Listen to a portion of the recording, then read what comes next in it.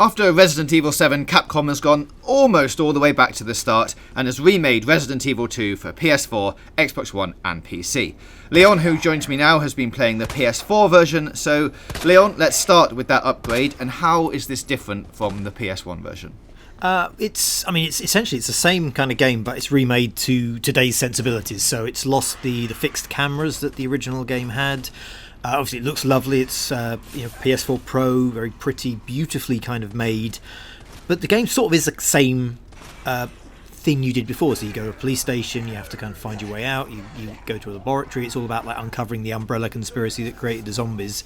But if it was made today, yeah. So the similarities are that the settings are the same, the characters are the same, the puzzles are the same. The puzzles, honestly, it's been a long time since I played the original, so I couldn't say for sure, but the puzzle sensibilities are the same. So there's different keys. There's a heart key, a diamond key, there's a spade key. So you need certain keys to open certain doors. There are beautifully ornate, improbable statues with little dial combinations on that will spit out a medallion. Later on, you have to get like some chemicals, and you have to sort of fill them up with a weird like jug puzzle, and then freeze them. And so it's that kind of like the sort of, people sort of remember the Resi puzzles being almost a bit of a joke of, get the statue and twist the thing and a diamond pops out and you put that in the fireplace. It's that kind of like weirdness, but it works, and it's quite satisfying to sort of solve these puzzles. You get these little light bulb moments when you realise what a thing's for or where it goes, and that's great when it sort of happens. It's also got a new feature. I can't remember if it's new actually, but the map will stay red in areas where you haven't finished or you haven't collected everything, so it's harder to kind of get lost because you sort of know if you are stuck, you just check all the red rooms until like you find a missing part of the puzzle. Yeah, well, and some of those things can just be ammo or a health pack that you've left behind, but yeah, it shows up on the map which ones, like if you've missed an ammo, it'll just say you've left some ammo in this room, so if you are really low on ammo, you can go back and get it. The ammo obviously is a big part of Resi. It coined the term survival horror, and you never feel comfortable with like the amount of healing packs you have, first aid sprays, with the amount of ammo you have.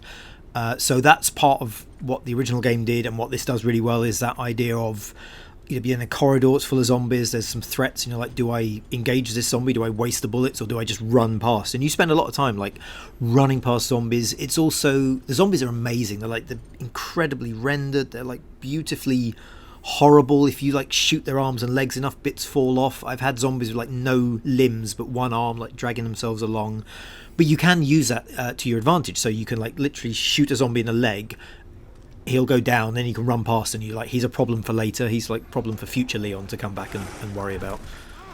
And just like the original, this has the dual campaign. I think the original actually had 2 discs, one for Leon and one for Claire. Obviously you don't have 2 discs this time around, but you do still have the dual campaign, which encourages you to play it twice, right? Yes, so you get you can play either character first, and basically whichever one you choose, you open up the option for like a second version for the other character. Most people play Leon and then Claire. I cannot remember which way around, but they used to call it like Leon A, Claire B, or Claire B, Leon A, and I think Leon A, Claire B is considered canon because there's certain events that happen in the original game that only happen that way around. But what effectively happened is you play most of the same game again, but in the second run through you start a little further on, so you skip a bit, you start in the police station.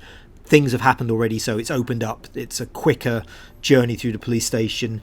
Each character has their own like sub-characters, so Leon meets Ada, Claire meets Sherry, and they bring with them a little side mission of their own, so you get like a little extra area you can go to and have another little mission with each sub-character. Some of the puzzles are different, locations are different, there's different cutscenes. The game sort of promises that you only get the true ending if you do one character's playthrough and then a second run with another character.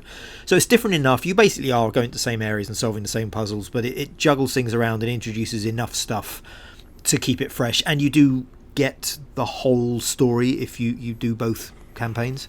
Yeah, and in terms of length, we're looking at the first playthrough with whichever character you decide is probably going to be around about 7 hours, you say? I reckon that, yeah. The second one, because you miss off the first chunk, maybe about 5 or 6. Yeah, but the second one as well, you know exactly what you're doing. Yeah. You know, there's things like safe and locker combinations that don't change. Some things do but you know where you're going, you know immediately how to solve a few things, so the second playthrough is a lot quicker, but you get access to sort of different boss fights and different areas and different things happen, so it's shorter and it's still got something to offer.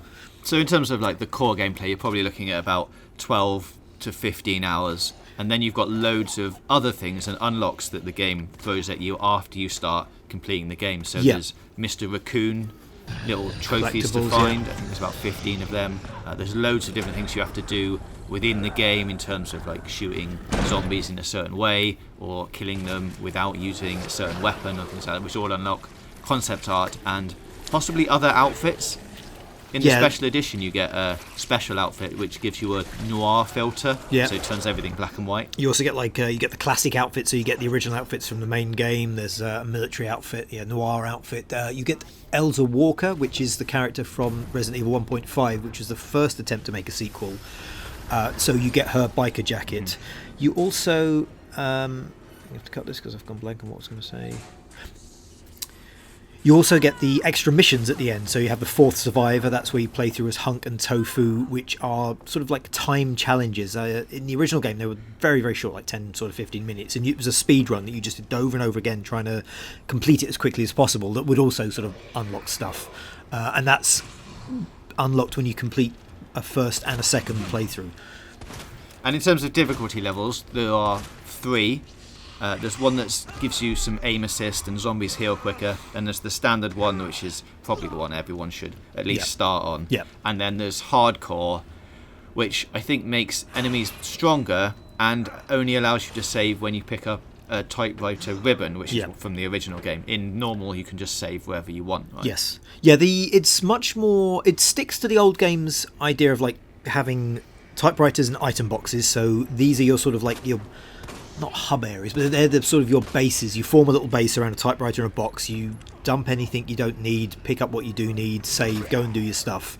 They're much more. There's a lot more of them this time. So in the last game, in the original game, you might not see a typewriter for half an hour, 40 minutes, depending. Especially if you didn't know what you were doing and you were exploring and trying to work out what happened. And if you died, you lost all of that. This is much more forgiving, and there are typewriters much closer together. You don't generally go too far without seeing one, and at critical points as well, it will save like a checkpoint. So a boss fight or certain areas, it will prevent you from having to repeat too much. So even on the normal difficulty level where you have to manually save, it's still quite forgiving, and it's not it's not like the original game where you could lose hours and then just very quietly switch the machine off and never go back to it. Yeah. So in terms of gameplay, obviously the fixed cameras are gone, so it's a lot more modern take on Resident Evil.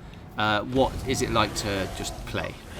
So it takes the sort of the Resident Evil 4 like over the shoulder sort of view. It's very tight. The original game used the sort of tank controls to make you feel sort of vulnerable because you were very restricted in how you moved.